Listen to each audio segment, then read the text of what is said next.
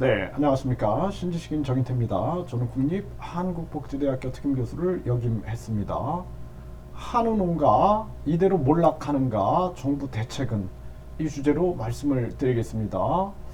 지금 한우 농가들이 이 사료값 급증 뿐만 아니라 급격한 금리 인상, 또 한우값 폭락, 이런 상황 속에서 몰락 위기를 맞고 있는 것입니다. 이거 심각한 문제가 아닐 수가 없어요.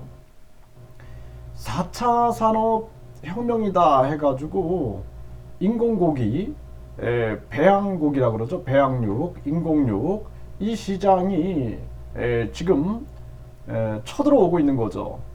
그리고 뿐만 아니라 지금 세계의 흐름이 4차 산업 세력들이 결국에는 농민들부터 시작해가지고 이 축산업자나 농민들, 또 뿐만 아니라 자영업자들, 또 취약계층들, 근로자들이 다 붕괴되고 있어요. 그래서 이제 배달 로봇이 나온다, 배달 기사들 붕괴될 거고요. 택시 자율주행, 택시 기사들 붕괴되고, 뿐만 아니라 버스 기사, 화물차 기사 다 붕괴되고, 또 서빙 로봇 하면은 서빙하는 알바생들도 다 붕괴되는 그런 상황으로 가고 있는 거죠. 지금 여기에 대해서 정부는 대책이 있냐라는 거예요.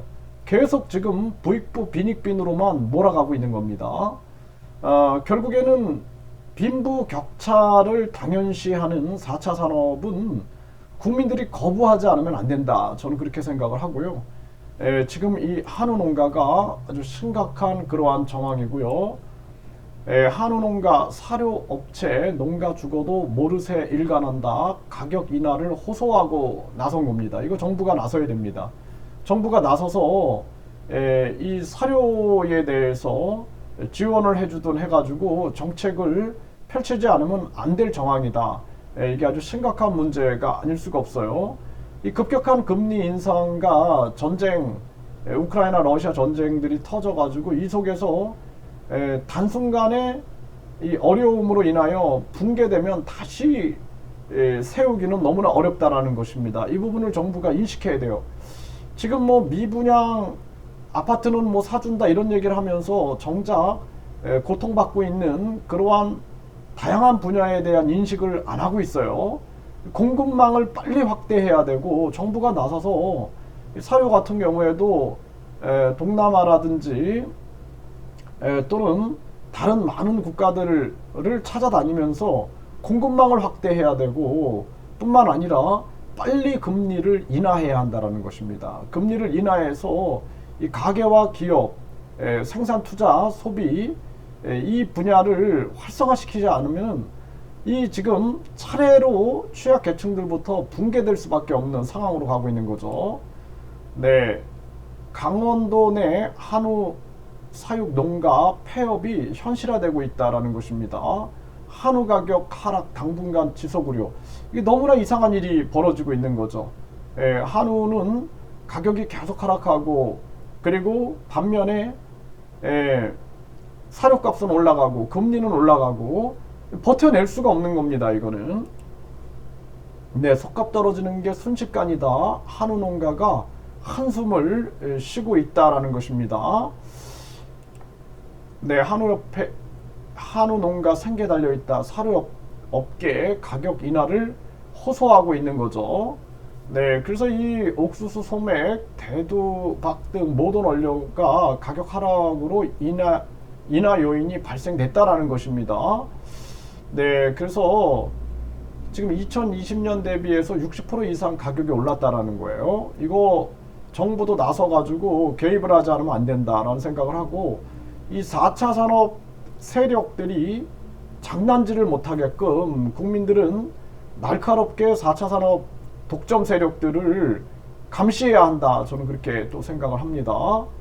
네, 한우 농가 망하면 사료 업체도 없다. 부디 상생을, 네, 이렇게 해서 사료 가격을 내려라라고 지금 외치고 있는 거고요.